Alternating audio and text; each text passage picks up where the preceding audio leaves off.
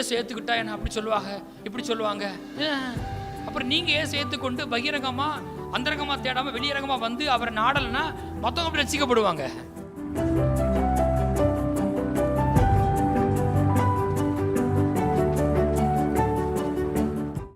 இது மாத்திரம் கிடையாது பாருங்கள், இந்த கிறிஸ்துவின் பிறப்புல தெய்வத்தினுடைய பங்கு மாத்திரமல்ல, மனுஷீக பங்கும் இருக்கிறது. அதில் 2 பேரை நான் காண்பிக்க விரும்புகிறேன்.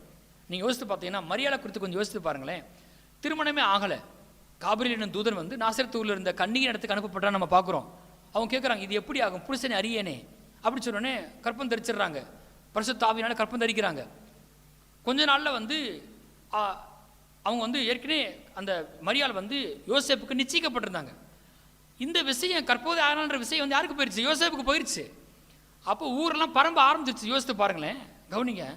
இது நாம சொல்கிறோம், அவன் தூதன் சொல்லிட்டு போயிட்டான், விசுவாசித்தவளே பாக்கியவதின்னு. ஆனால் ஊர் என்ன சொல்லி யோசித்து பாருங்களேன். நான் சொல்கிறேன், இது ஒரு தியாகம். ஏசு ஏற்றுக்கிட்டா என்ன அப்படி சொல்லுவாங்க, இப்படி சொல்லுவாங்க. அப்புறம் நீங்கள் ஏசு ஏற்றுக்கொண்டு பகிரங்கமாக அந்தரங்கமாக தேடாமல் வெளியரங்கமாக வந்து அவரை நாடலைன்னா மற்றவங்க அப்படி ரசிக்கப்படுவாங்க. ஏசு மற்றவங்களுக்கு கொடுக்கறதுக்கு அந்த மரியாள் இயேசு சுமக்கிறாள், வெளிப்புறமாக வந்திருப்பா, திருமணம் ஆகாமல் கர்ப்பவதி ஆயிட்டா. எத்தனை பேர் எத்தனை வார்த்தை சொல்லிப்பா, நீங்கள் கொஞ்சம் யோசித்து பாருங்களேன். இன்னைக்கு அந்த இயேசு நீங்கள் ஏற்றுக்கொண்டிருக்கிறீங்க, அதுக்கு அவள் தான் அவளுடைய தியாகமும் ஒரு காரணமாக இருக்கிறது. எத்தனை பேர் ஆமென் சொல்கிறீங்க? இன்னைக்கு நீங்கள் என்ன செய்கிறீங்கன்னு கேட்டீங்கன்னா, நான் பகிரங்கமான சர்ச்சுக்கு போக மாட்டேன், நான் கர்த்தரை தேட மாட்டேன் அப்படி சொல்வீர்கள் என்றால், நான் தசமாக கொடுக்க மாட்டேன் அப்படி சொல்வீர்கள் என்றால், நான் அவரை பற்றி மற்றவங்க சொல்ல மாட்டேன், இல்லையா என்ன நினைப்பாங்க, என்னை பற்றி வெளியே தெரிஞ்சிடும் அப்படி சொன்னால் உங்கள் மூலமாக மற்றவங்க எப்படி ரசிக்கப்பட முடியும்? இப்படி ஒருவேளை மரியாதை யோசிச்சிருந்தா என்ன ஆகும்? நீங்கள் எத்தனை பேர் கரையம் கொடுக்க ரெடியாக இருக்கிறீங்க? யோசேப்பை கொஞ்சம் குறித்து யோசித்து பாருங்க.